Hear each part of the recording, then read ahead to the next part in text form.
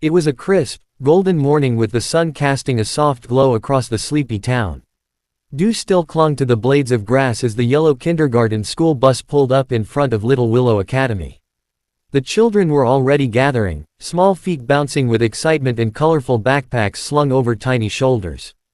Some clutched their favorite stuffed animals or lunch boxes adorned with superheroes and cartoon animals. The air buzzed with high-pitched chatter and laughter, the unmistakable sound of youthful joy. A few parents stood nearby, smiling as they watched their children bounce around, barely able to contain their excitement for the long-awaited field trip. Miss Carter, the teacher, stood at the bus steps with her clipboard, her usual calm demeanor hiding the whirlwind of responsibility she carried. She wore a soft cardigan over her dress, her brown hair tied neatly back, and she smiled warmly as she checked off each student's name. "Good morning, Mason. Don't forget your jacket, sweetie," she called gently. The driver, Mr. Dale, gave a friendly wave as parents thanked him and reminded their children to behave. One little girl, Lily, hesitated at the door, her hand tightly clutching her mother's. Her mother knelt down, smoothing Lily's hair. "You're going to have so much fun, I promise. And I'll be right here when you get back," she whispered before planting a kiss on her forehead. Lily finally climbed aboard, glancing back with a nervous smile. Inside the bus, the children were already choosing seats, some by the windows, others next to their best friends. The air was filled with giggles and the sound of Velcro shoes squeaking against the rubber floor. As the last child stepped on, Miss Carter did a final count. 22. "All aboard," she said with a nod. Mr. Dale closed the doors with a soft hiss and shifted into gear. The bus pulled away slowly, its bright yellow frame glinting in the sunlight as it turned the corner. No one watching that moment, no parent waving goodbye, no teacher with her clipboard, could have imagined that this cheerful send-off would be the last time anyone would see the children again. The school bus hummed along a narrow, two-lane road that wound through the countryside like a ribbon draped over the earth. The early morning sun filtered through a canopy of tall trees, casting dappled patterns on the road as the vehicle moved deeper into the forest. Inside the bus, the mood was still high-spirited. Children sang songs, played hand-clapping games, and pointed out things they saw through the windows: a squirrel darting across the road, a deer far off in a clearing, or an old barn collapsing under the weight of time. The teacher, Miss Carter, sat in the front seat near the driver, occasionally turning around to gently hush the more energetic voices and smiling at the innocent chaos behind her. As the road narrowed and the trees thickened, the light inside the bus began to shift. Shadows grew longer, the sun now fighting its way through denser foliage. The paved road turned to gravel, the tires crunching rhythmically as the surroundings became increasingly remote. The bus passed an old wooden sign, barely legible now, with faded letters indicating the name of the nature reserve they were headed to. Mr. Dale slowed slightly, squinting ahead as he navigated a bend. The forest on either side of the road now loomed close, tall pines and oaks standing like silent sentinels, muffling sound and swallowing the light. Some of the children quieted, peering out at the trees, intrigued by how the world seemed to change so quickly. Lily, the quiet girl from earlier, whispered to the boy beside her, "It looks like a fairy forest." Her voice was soft, awed. Others pressed their faces to the glass, marveling at how the road seemed to disappear into the green ahead. A light breeze moved the branches, and a few leaves danced lazily across the bus's windshield. Birds chirped from unseen places in the canopy above, their calls oddly distant. The GPS signal flickered momentarily on Mr. Dale's dashboard screen, then stabilized again. Miss Carter glanced out her window with a slight frown but said nothing. They were still on track. Behind them, the world was slowly falling away, civilization, cell signals, safety, all shrinking into the distance. The bus moved steadily forward, swallowed inch by the growing silence of the woods, unaware that they had already crossed an invisible threshold into something none of them would return from. The sun had long passed its peak when the first calls began to come in. Parents stood outside Little Willow Academy, glancing at their watches, expecting to see the familiar yellow bus turning down the street at any moment. It was supposed to be a half-day trip, a short visit to a nearby nature reserve, with a picnic lunch and time to explore the woods under careful supervision.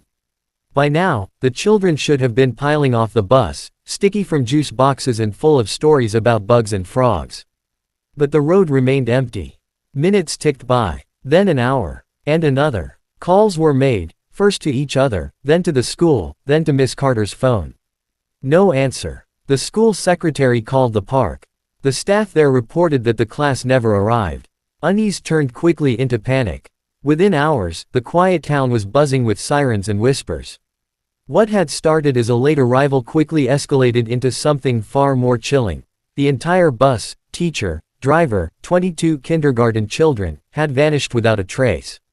That evening, a deputy patrolling a stretch of rural road stumbled upon something odd. Just past a sharp bend in the gravel, where the forest grew dense and overgrown, he spotted a single small shoe lying on the side of the road, a pink Velcro sneaker with a smiling cartoon bunny on the side. A few feet away, a lunchbox sat half open in the brush, its contents spilled out, a bruised banana, a crumpled juice pouch, a sandwich wrapped in foil. The deputy's heart sank. He radioed it in immediately. Soon, headlights from cruisers pierced the gathering dusk. Officers in uniform walked shoulder to shoulder along the roadside, flashlights sweeping across the dirt and fallen leaves. They found more small clues: a crayon snapped in half, a piece of notebook paper with a drawing of a tree and a sun, the corner of what looked like a worksheet with the name, Eli, written in large, careful letters.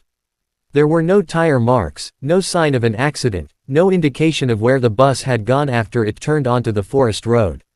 By nightfall, the stretch of road was sealed off. Yellow police tape fluttered in the breeze as the stars began to emerge overhead, cold and indifferent. In the distance, the forest stood still, vast and dark, as if it had swallowed the bus whole and left behind only a few whispers of the children who had passed that way. By the following morning, the forest had become a grid of search zones, each marked with colored flags and manned by volunteers, police officers, and trained search and rescue teams. Helicopters circled overhead, their blades chopping through the air, while search dogs darted through underbrush, noses low, handlers shouting commands into radios. The thick woods, once peaceful and serene, now felt tense and oppressive. Every tree, every shadow seemed a potential clue, or a threat. The town, usually a quiet and close-knit place, had transformed overnight into a hub of coordinated chaos. The school gym was turned into a command center. Maps were taped to the walls, lines drawn across them in red and black marker, noting last known locations, points of interest, and the expanding radius of the search perimeter. Photos of each missing child were pinned to a corkboard, smiling kindergarten faces, eyes wide with innocence. Beneath them, names and descriptions were printed in bold. Parents sat slumped in folding chairs, clinging to hope like a life preserver. Many hadn't slept. Some were still in the same clothes they'd worn when they dropped their children off. Mothers wept silently, eyes swollen, while fathers paced like caged animals, asking the same questions again and again. How could a whole bus disappear? Why no tire tracks? Why hasn't anyone seen anything? There were no answers, only theories that grew more desperate with each passing hour. Volunteers trudged through thickets with machetes and rakes, beating back the thick underbrush. Every time a child's item was found, an art smock, a jacket snagged on a branch, a water bottle half buried in mud, teams froze, cataloging it, marking GPS coordinates, taking photos. But the clues led nowhere. It was as if the bus had driven into the woods and simply ceased to exist. State police arrived by the end of the second day, followed by the FBI. Drones were deployed. Sonar equipment was brought in to scan nearby lakes and rivers. Missing posters papered the town, gas stations, telephone poles, shop windows. Local news vans lined the street outside the school. Every night, headlines flashed across screens: 22 children vanish on school trip, no trace yet found. Despite the massive effort, the forest remained uncooperative. It swallowed sound, scattered footprints, and offered no explanation. At night, campfires flickered at the edges of the search areas, and the murmurs of exhausted crews blended with the rustling trees. Hope was still alive, but it was shrinking, day by day, hour by hour. 8 weeks later, the town had begun to wear its grief like an old coat, heavy, familiar, but never comfortable. The search had officially ended 2 weeks earlier. Crews had been pulled back. The media left when there were no more updates to report, and the news cycle moved on. Families were left to fill the silence with their own questions and sorrow. Ribbons still hung from mailboxes, now sun-faded and tattered. Teddy bears and flowers left outside the school had wilted, their presence a quiet memorial to what had been lost and never found. On a fog-thick morning that blurred the line between water and sky, a fisherman named Harold Wicks prepared his small boat by the edge of Merrill Lake. The lake, large and deep, sat on the far side of the nature reserve where the children had vanished. It hadn't drawn much attention during the initial search, its access roads were blocked with fallen trees, and sonar scans had focused on bodies of water closer to the bus's last known location. Harold, a retired mechanic with a weathered face and steady hands, came here most mornings during the warmer months. He knew the lake better than most, where the catfish nested, where the waters ran cold and deep. This morning, the mist was thick and unmoving, curling over the water like breath. Trees at the shoreline were barely visible, their reflections shimmering on the lake's glassy surface. Harold pushed off in his rowboat, the wooden oars creaking as they dipped into the water. The lake was utterly still. No birdsong, no wind. Just the quiet splash of each stroke. He cast his line near an old stump he'd fished beside 100 times before. Minutes passed. He sipped coffee from a battered thermos. Then, suddenly, a tug. A strong one. Too strong for a fish. Harold gripped the rod tightly, frowning. Whatever he had hooked was heavy and unmoving. At first, he assumed it was driftwood or a piece of sunken debris. But as he began to reel in, something metallic broke the surface with a groaning resistance. He blinked at it, confusion growing. The object rose slowly, rusted, algae-covered, with jagged edges and an unmistakable curve. It was a piece of painted yellow metal, warped by pressure and time. And on it, barely legible through the grime and lake slime, was a child's drawing. Faded but still clinging to the surface, stick figures holding hands beneath a sun, done in crayon or marker, the kind of picture every child makes at school. Harold stared, breath caught in his throat. The realization hit him like a punch to the chest. Hands trembling, he fumbled for his phone and dialed 911, his voice cracking as he tried to explain what he'd found. Far below the surface, unseen in the murky darkness, something massive and forgotten waited, cradled by silt and silence. The lake, long overlooked, had held its secret patiently. Until now. The sirens arrived before the sun broke through the mist. First the sheriff's truck, then a string of state police cruisers, followed by a dive team in an unmarked van. Yellow caution tape fluttered along the lake's shore as Harold Wicks sat on an overturned bait bucket, a blanket around his shoulders, still staring at the spot where the water had opened up hours earlier. He barely spoke, answering questions in a hushed, dazed voice, his eyes constantly returning to the boat now tied to the dock. The bent, barnacle-covered panel of yellow metal he'd pulled from the depths lay on the wooden slats beside him, surrounded by camera flashes and murmuring investigators. The dive team suited up in silence, their movements efficient but somber. It wasn't just another call. Everyone had known the story, the missing kindergarten class, the vanished bus, the fruitless search. It had become a ghost story in the community. Whispered about in supermarkets and school parking lots. No one had expected answers to ever surface, let alone from the depths of a cold, fog-shrouded lake. As the divers disappeared beneath the surface, tension rippled through the gathered crowd. The lake had resumed its eerie calm, the mist rolling low over the water like a secret being kept just beneath a whisper. Boats with sonar scanners slowly crept across the lake, painting digital topographies on screens in the command tent. Then, at 10:42 a.m., one of the divers resurfaced with a single word, found. A hush fell over everyone. In the stillness that followed, the significance of the moment settled like ash. The bus had been located, 40 feet below the surface, resting upright at a steep angle near the deepest part of the lake. Murky silt clung to its windows, and algae covered its exterior like a shroud. From the sonar images, it looked mostly intact. But the reality of what might still be inside it made every breath feel heavier. An ROV, remotely operated vehicle, was lowered into the water, its camera broadcasting the first clear images of the bus since it vanished. The footage appeared on a monitor inside the command tent, the school's name, barely visible in peeling paint along the side, the shattered windshield, the flutter of loose paper trapped in the silent current. One of the windows was open, halfway, stuck in place, and a single small stuffed rabbit floated just inside, bobbing gently in the water. There were no bodies in view, but there were signs of their presence, lunchboxes still in seats, crayons scattered on the floor, a row of tiny jackets hanging neatly on hooks along the side paneling. Divers took samples, photographed everything. No one spoke much. There was a reverence in the air, a sense of stepping into sacred ground. When one diver emerged holding a plastic name tag with the word, Lily, in faded ink, an officer nearby had to turn away, his eyes filled with tears. A new wave of questions came crashing in. How had the bus ended up there, miles from its intended route? Why hadn't it been detected before? There was no visible damage from above. No broken tree line or tire marks leading to the lake. As if it had simply materialized at the bottom. Helicopters returned. So did the media. But for those who stood at the water's edge that day, none of the noise could drown out the weight of what had been found. The mystery was no longer buried. It was rising now, inch by inch, from the deep. The recovery operation began at dawn the next morning, under a sky the color of iron. A light rain fell over the lake, turning the grass along the shore into slick mud and soaking the sleeves of the officials gathered in grim silence.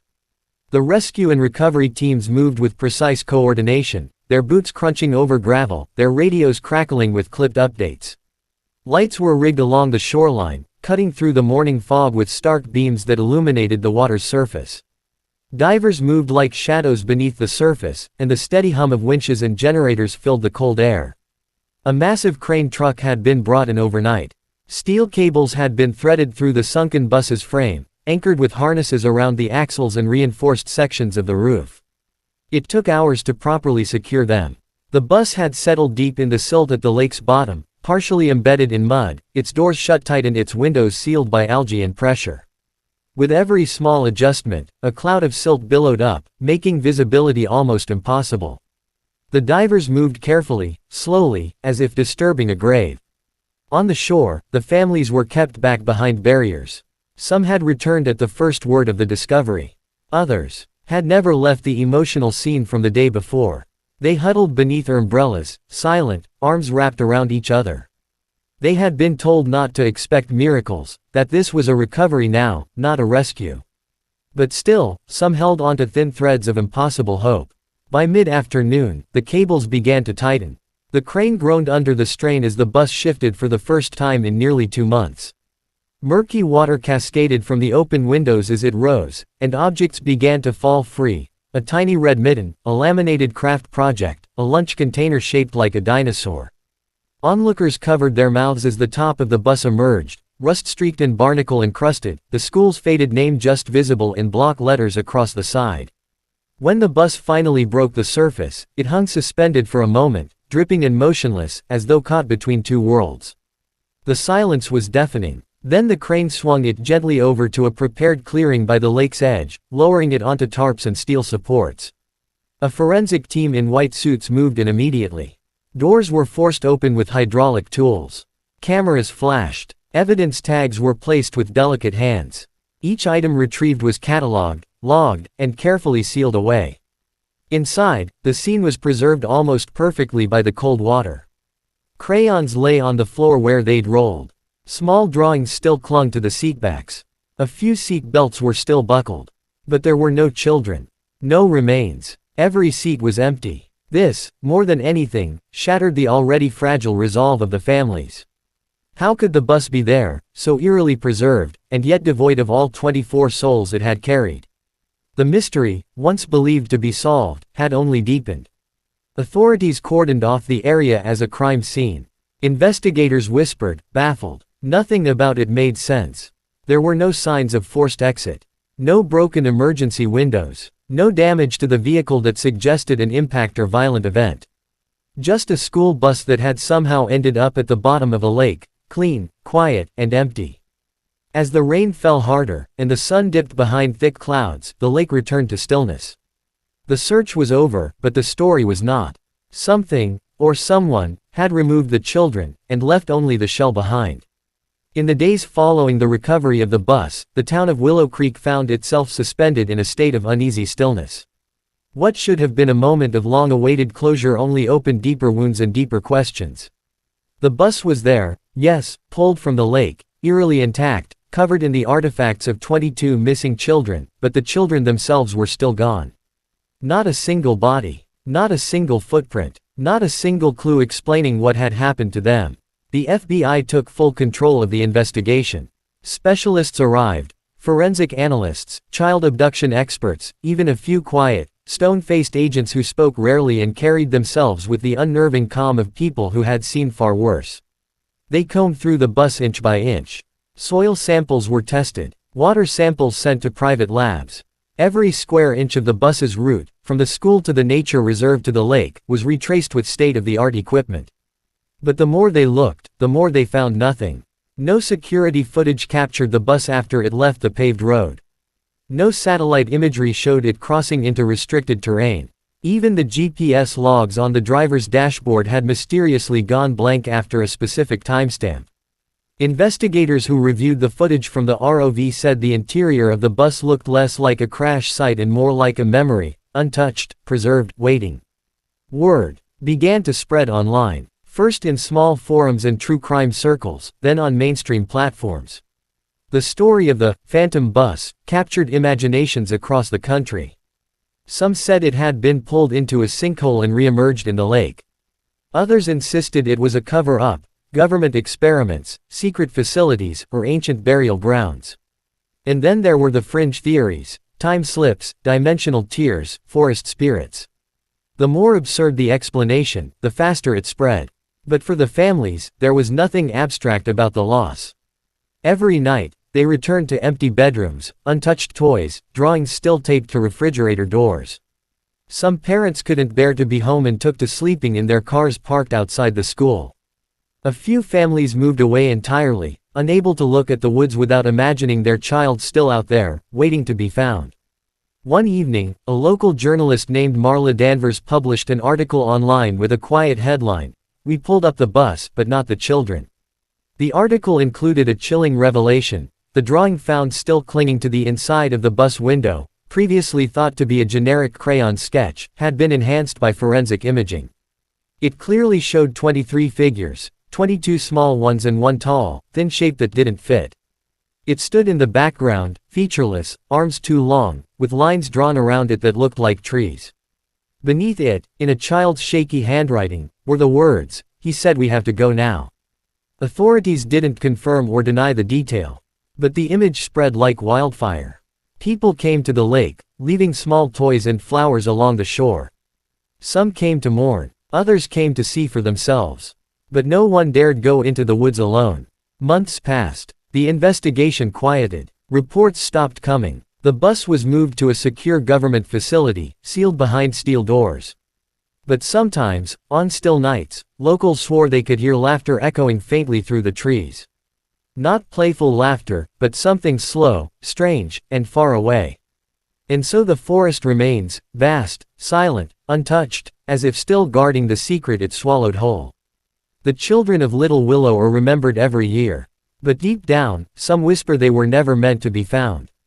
That whatever took them, whatever waited in that quiet place beyond the gravel road, was not done yet.